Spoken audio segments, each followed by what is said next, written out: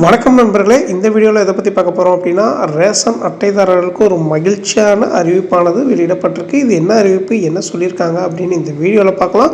So video skip பண்ணாமல் கடைசி வரைக்கும் பாருங்கள். அதுக்கு முன்னாடி நீங்கள் நம்ம சேனலுக்கு புதுசாக வரீங்க அப்படின்னா மறக்காமல் சப்ஸ்கிரைப் பண்ணிவிடுங்க. அப்படியே பக்கத்தில் இருக்கக்கூடிய பெல் பட்டனை கிளிக் பண்ணிவிடுங்க. அப்போ இது போன்ற முக்கியமான தகவல் போது நோட்டிஃபிகேஷனாக உடனுக்குடன் வரும். வாங்க வீடியோக்குள்ளே போகலாம். தமிழகத்தில் பொங்கல் பண்டிகை என்பது மக்கள் அனைவரையும் ஒன்றிணைக்கும் முக்கிய விழாவாக இருந்து வருகிறது. அந்த மகிழ்ச்சியை மேலும் உயர்த்தும் வகையில் அரசு வழங்கும் பொங்கல் பரிசுகள் இந்த ஆண்டு அரசியல் மற்றும் பொருளாதார ரீதியாக பெரும் எதிர்பார்ப்பை உருவாக்கியுள்ளது. தமிழக அரசு ஒவ்வொரு ஆண்டும் ரேஷன் அட்டைதாரர்களுக்கு பொங்கல் பரிசு தொகுப்பை வழங்கி வருகிறது. கடந்த 2 ஆண்டுகளாக இதனுடன் சேர்த்து ரொக்க பணம் வழங்கப்பட்டு வந்தது. ஆனால் 2025ஆம் ஆண்டு நிதி பற்றாக்குறை காரணமாக ரொக்க பரிசு வழங்கப்படாமல் பொங்கல் பரிசு தொகுப்பு மட்டும் வழங்கப்பட்டது. 2026 சட்டமன்ற தேர்தல் நெருங்கி வரும் நிலையில் அடுத்த ஆண்டு பொங்கல் பண்டிகையில் மீண்டும் ரொக்க பணம் வழங்கப்படலாம் என்ற தகவல்கள் சமீப காலமாக வெளிவந்து கொண்டிருக்கின்றன.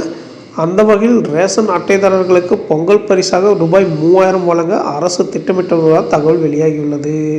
இந்த திட்டத்திற்கான நிதி ஆதாரங்களை திரட்ட அனைத்து துறைகளுக்கும் அரசு உத்தரவிட்டுள்ளதாக கூறப்படுகிறது. குறிப்பாக அதிக லாபத்தில் இயங்கும் துறைகளிடமிருந்து கூடுதல் நிதி பெற வேண்டும் என அறிவுறுத்தப்பட்டுள்ளதாக தகவல் வெளியாகியுள்ளது.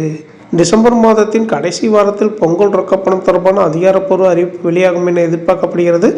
இதனால் மக்கள் மத்தியில் இந்த ஆண்டு பொங்கல் முன்கூட்டியே விவாதப் பொருளாக மாறியுள்ளது. தமிழக அரசு அறிவிக்கும் இந்த முடிவு வரும் காலங்களில் அரசியல் களத்திலும் பொதுமக்களின் எதிர்பார்ப்பிலும் முக்கிய தாக்கத்தை ஏற்படுத்தும் என கருதப்படுகிறது.